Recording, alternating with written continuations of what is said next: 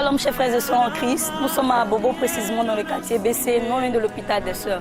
Nous sommes venus contempler le miracle qui s'opérait dans la vie de notre jeune sœur, Bamélé Laetitia, par le canal du révérend prophète Passy David, père fondateur des églises Mirevi. Ensemble aussi.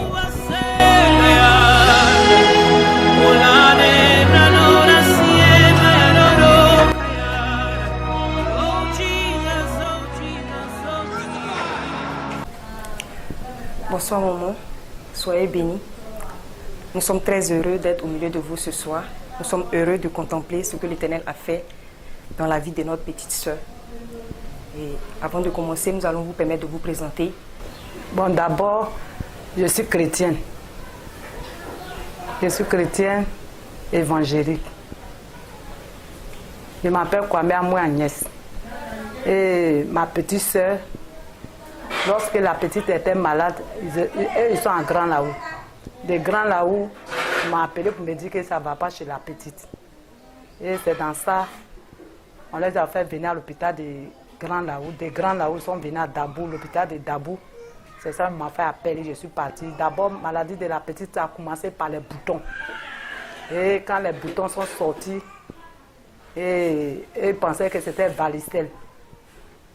Pourtant, c'était vraiment maladie même. Mais à ce moment où ils sont venus à Dabou, ils m'ont fait appel. Quand je partais, la petite fille était déjà dans le coma. De là-bas, on dit ça ne va pas, on a qu'à venir au CHI de Trècheville. C'est dans le CHI de Trècheville on est venu. Et la sœur Anjo nous a vus. Et Anjo est parti. Anjo a regardé la petite et a dit vraiment, c'est pas simple. Si vraiment tu crois en Dieu là, moi je vais te faire partie chez mon père. Mon père va prier, la petite fille là serait guérie. Elle est tombée malade, ça fait 1 mois, 2 semaines. On était au CHI de Trècheville. Elle était dans le coma jusqu'à c'est quand la sœur Anjo est partie. Anjo nous dit que oui, vraiment, que son papa peut prier. La petite fille là peut s'élever. C'est dans ça qu'on a demandé la permission et on nous a accordé. Et ils ont permis que oui, on puisse venir à la petite. Avant de partir, j'ai demandé, Esprit de Dieu, si vraiment, cet homme, quand on s'en le voit là, si vraiment il est dans le vrai, il faut que je puisse partir. Mais s'il n'est pas dans le vrai, il faut que je ne peux pas, ça va me donner le courage de même de partir là-bas. Mais vraiment, j'ai mis ça en prière, puis le Seigneur m'a conduit vers là-bas. Et moi, je ne connais pas le coin. Et quand on partait, on appelait Anjo. Anjo nous a indiqué le coin. Comme moi aussi, je suis habité ici, je connais un peu là-bas. C'est dans ça qu'on est allé à la prière là-bas, vendredi. Après vendredi, on nous dit que le papa reçoit le mercredi. C'est dans ça, mercredi, j'ai demandé encore Esprit de Dieu de me faire conduire parce que les hommes de Dieu de maintenant, là, il y a beaucoup de faux dedans.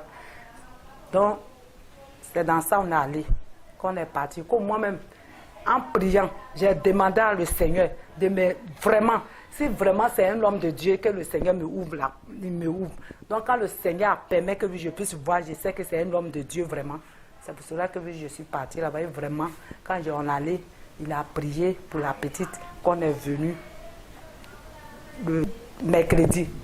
Mercredi, on est parti à la prière. Le jeudi, la petite fille là s'est réveillée.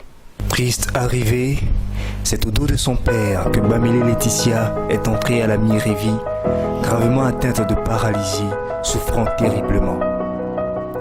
Comme tous les mercredis, le révérend prophète était en train d'exercer son puissant ministère de délivrance lorsque l'Éternel le dirigea vers la jeune fille. Il se mit immédiatement à prier pour elle. Seulement 1 semaine après cette prière, Bamélé Laetitia revient à la Mirevi, cette fois-ci en marchant. L'Éternel des armées a redonné la vie à ses gens. J'ai pris 2 jours de jeûne. Et quand j'ai pris 2 jours de jeûne, le Seigneur m'a convaincu que oui, c'est un homme de Dieu, que c'est moi, je l'ai fait appel. Je dis merci à Dieu pour tous ses bienfaits, pour tout ce qu'il a fait dans la vie de ma nièce, et à travers son serviteur, le prophète David, ce qu'il a fait vraiment, il y a un miracle vraiment dans son église. Son église s'appelle Mirevi. Vraiment, le Seigneur fait le miracle là-bas. Quand je partais vraiment, ma nièce ne pouvait pas marcher. Mais le Seigneur a fait un grand miracle. J'invite tous ceux qui peuvent avoir les mêmes problèmes. La maladie, que ce soit quelle maladie, je vous invite à Mélévi, Kwasi, David, le prophète, venez à sa mission.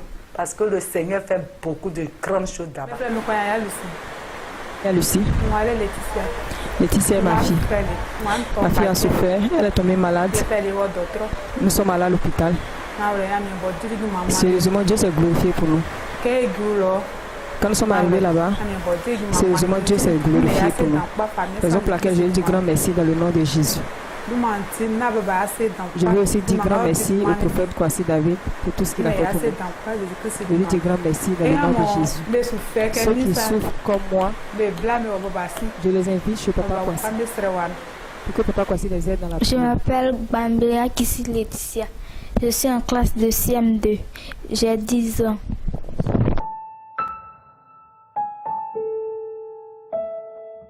Ces larmes que vous voyez sont des larmes de joie. Bamilé Laetitia ne peut contenir l'émotion, tellement émue par le miracle qui s'est accompli dans sa vie. Toi qui suis ce témoignage, sache que l'Éternel continue de faire des miracles par le biais de ses serviteurs, parmi lesquels le révérend prophète Kwasi David, fondateur des églises Mirevi.